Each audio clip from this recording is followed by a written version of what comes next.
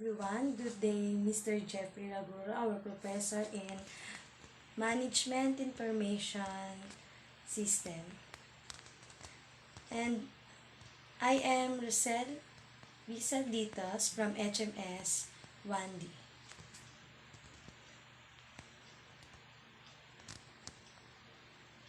And this is all about activity number 9, how to enterprise system help businesses achieve operational excellence.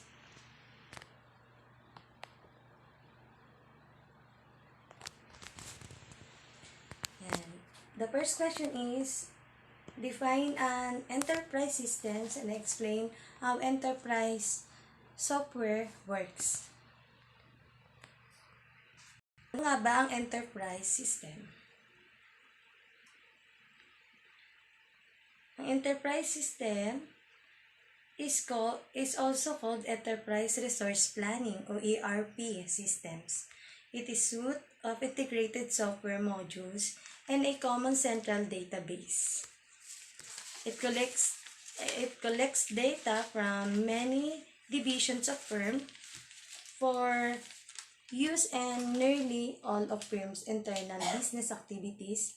Information entered is one of process is immediately available for other processes.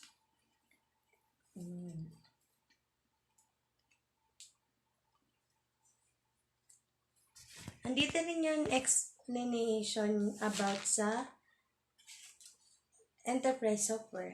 Enterprise software is built around thousands of predefined business processes that future best practices. It examples such as finance, accounting, as their own set of predefined processes such as general ledger and accounts payable, is how human resources as personal administrations.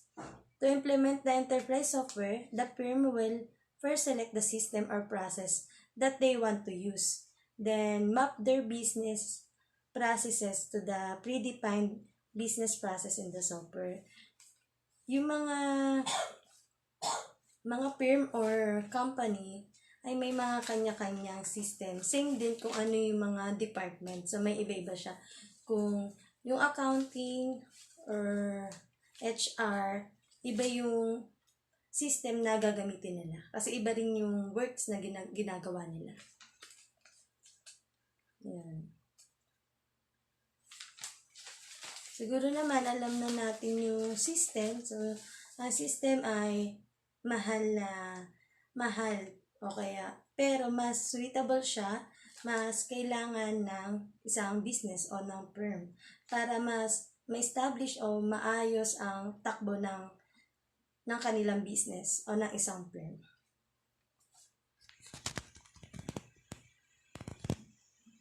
Ayan. Andito yung mga example na kailangan ng system or ito yung mga department na may kanya-kanya system. Again, ang ERP is Enterprise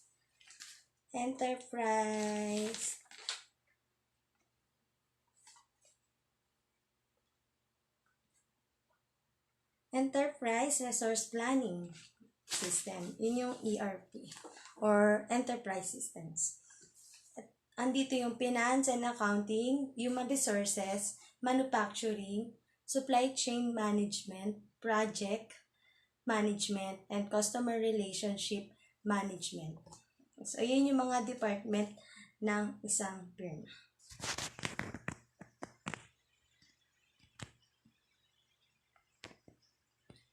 Next, describe how enterprise system provide value for a business. So, kung kanina pinakita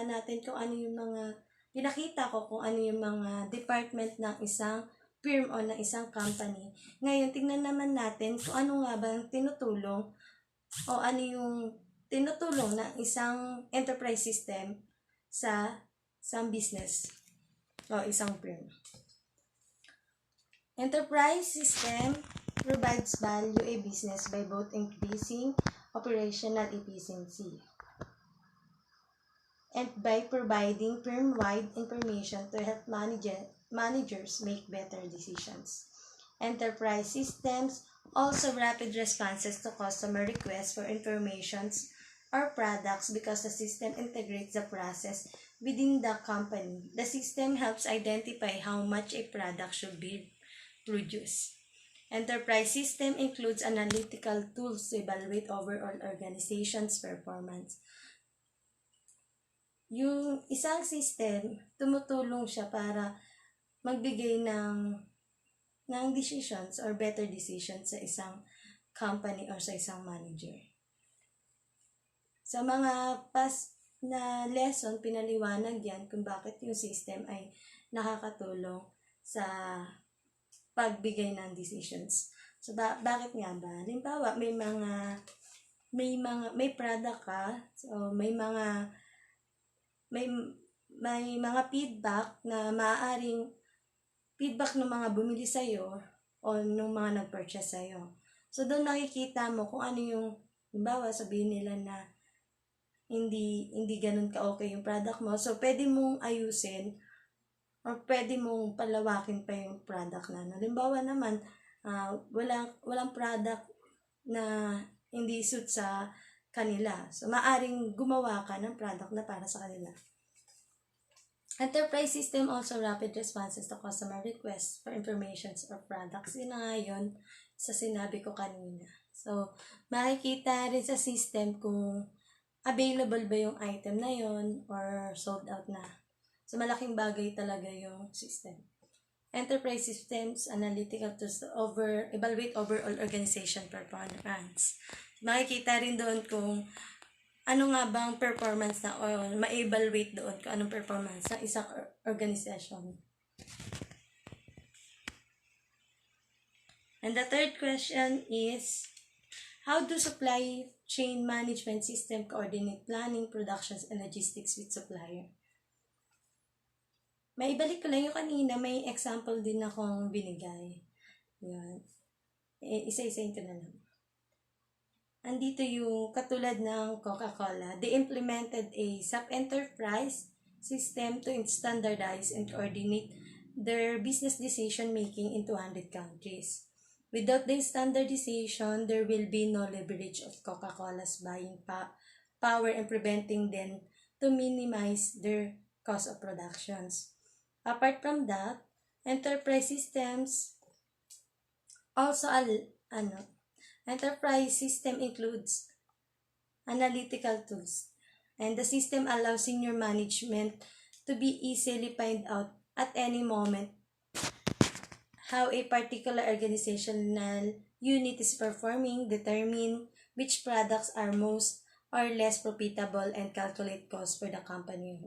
Yun, nakikita nga doon kung ano yung product na nagpo-profitable, kung ano yung tumataas, kung ano yung mabenta. Siyempre, kung ano yung mabenta, yun yung mas maraming production, mas maraming gagawin.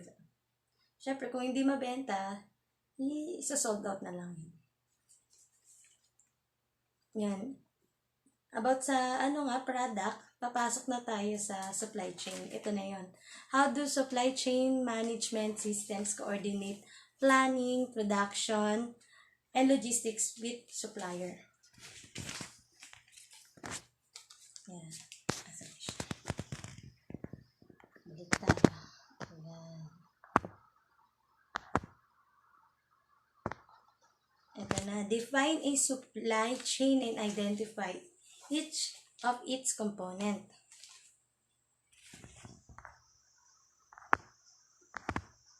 Supply chain network of organizations and business process for procuring raw materials into intermediate and finished products and distributing those products to customers.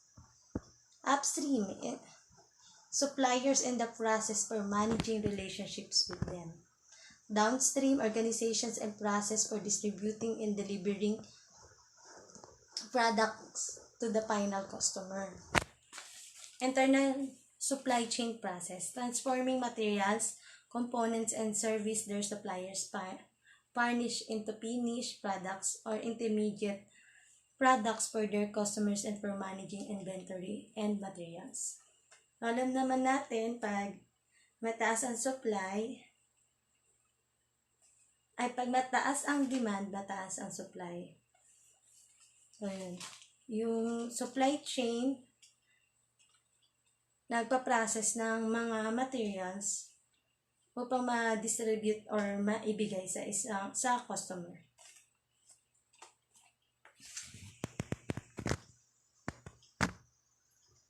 Nandito din yung explain how supply chain management system help and reduce the bullwhip effect and how they provide value for a business. Yan.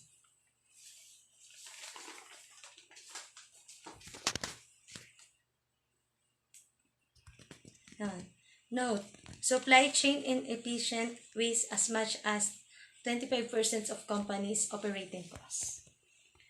The perfect supply chain system would allow manufacturer to know exactly how many units of a product customer want, when them and when it should be produced. But this is impossible, so they arrive toward as much as possible with just-in-time strategy.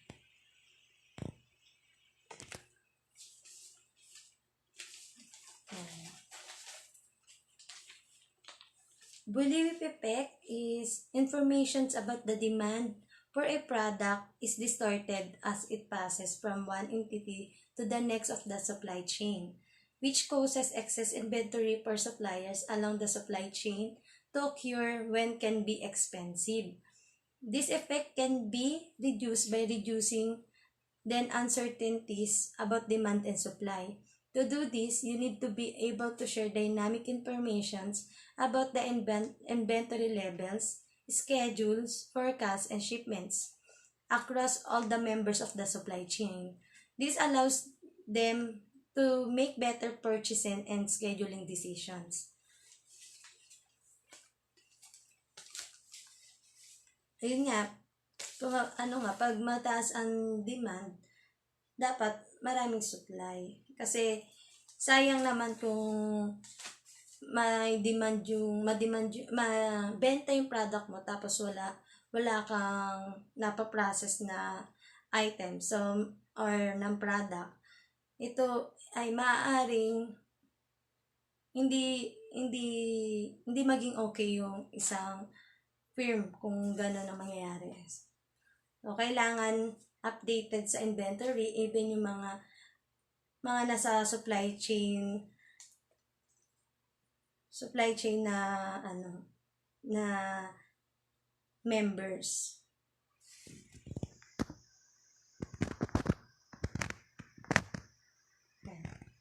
The next question is define and compare supply chain planning systems and supply chain execution system. Supply chain planning system enable to firm to model its existing supply chain, generate demand forecasts for products, and develop optimal sourcing and manufacturing plans. They help companies make better decisions such as how much to make of a product at a given interval, establish inventory levels for raw materials, intermediate products, and finished goods. Determine where to store finished goods. Identify transportation made for the product. Demand planning determines how much product a business needs to make it satisfy all its customer demands. Ito na yung kanina na sinabi ko, dapat may demand planning. Kasi, yun nga, maaaring makaapekto ito sa company mo kung halimbawang hindi mo alam kung anong demand ng product mo, kung naibibenta ba or hindi. So, kung hindi naibibenta, ititigil yung pag-process ng product.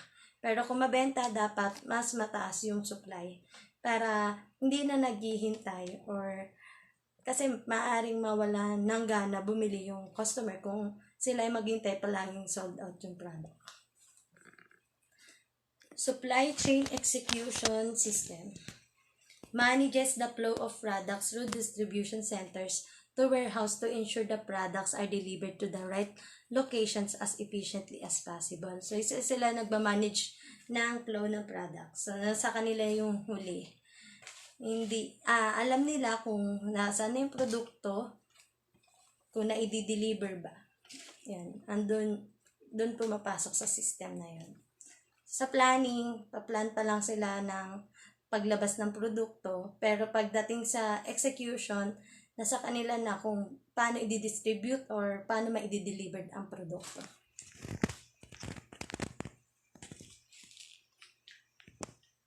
The next question is, describe the challenges of global supply chains and how internet technology can help companies manage them better. So ito, alam naman natin to na paano nga ba nakakatulong yung internet technology sa mga kumpanya.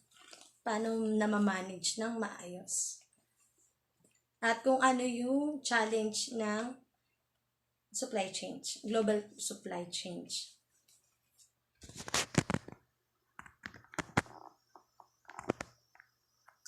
They can span larger geographic region and time differences. Most of this time, they have participants from a larger number of countries. They need to consider foreign government regulations and cultural difference. Ayun. Siyempre, kailangan kung may pag-global, pangkalahatan yun. So, hanggang sa ibang bansa. Ano nga ba yung nagiging problema pagdating sa pangkalahatan? So, syempre, pag may kanya-kanya kasing policies ang government ng bansa. So, maaari sa atin, pwede, sa kanila hindi. Lalo na sa produkto. Hindi pwedeng papasok sa mas mahigpit pag sa ibang bansa pagdating sa produkto. Hindi agad-agad na ipapasok yung product natin. Compare dito sa atin na basta makapagbayad sila at ma-compile nila ng maayos, ma-complete papers, maipapasok yan dito. Sa kanila, napakahigpit. Maraming proseso, maraming kailangan i-submit na mga papers para makapasok sa kanila yung item. So, may mga item din kasi sa kanila na hindi pwede. So, yun. Lalo na yung mga pang-hazard na nakikita nila sa produkto. Okay, yun yun. The internet can help combat these challenges by providing the ability to manage sourcing, transportation, communications, and internal finance. By using web-based software, they can give their customer a better view of their supply chain, providing the ability to do things like check a secure website to monitor inventory and shipments. So, alam naman natin na sa panahon ngayon, malaking bagay ang internet. So, hindi lang sa pansarili, kundi sa mga binibenta or produkto na inaalok. Yun nga, na ma-manage yun, nakikita natin, di ba? Halimbawa, pag tumitingin tayo sa platform ng Shopee, nakikita natin kung ilan na yung nasa-sold out at kung ilan pa yung item na available. So, napaka ganda kasi malalaman natin kung wala na ba yung product na gusto natin.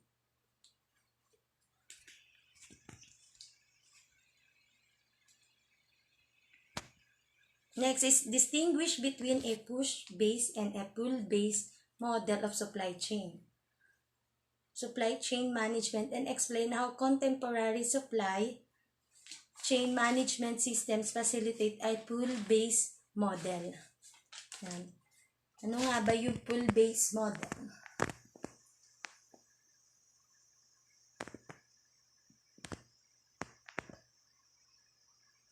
Sabi dito, ang push-based or build-to-stock, a production master schedules are based on forecast or best guesses of demand for products and products are pushed to customer.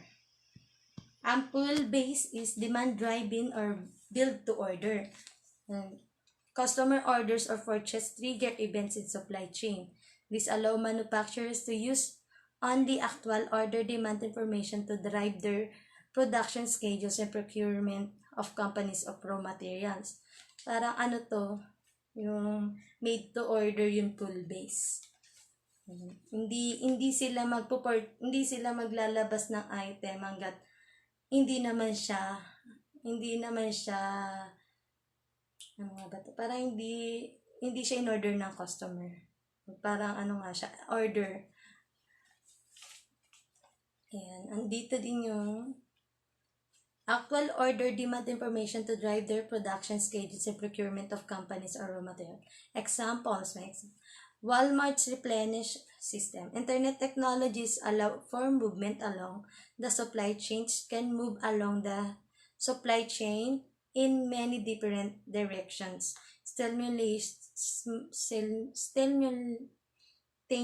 simultaneously looking more like a digital logistic nervous system. Yeah.